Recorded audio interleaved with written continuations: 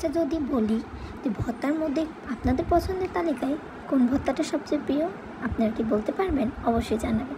Hello everyone, আসসালামু আলাইকুম সবাই। যদি জিজ্ঞাসা করেন আমার পছন্দের তালিকায় কোন ভর্তাটা, তবে অবশ্যই বলবো শুটকি ভর্তা, এবং যে কোনো শুটকি ভর্তা খুব অসাধারণ লাগে। তাই আজকে আমার খুব খেতে ইচ্ছা করলো শুটকি ভর্তা। তাই বেশি দেরি না করে শুকনা মরিচ, পেঁয়াজ এবং রসুন, কাঁচামরিচগুলো সবগুলো তেলের সাথে ভালো করে ভেজে নিয়েছি। ভেজে লবণ দিয়ে সুন্দর করে চটকিয়ে চটকিয়ে মেখে নিচ্ছি।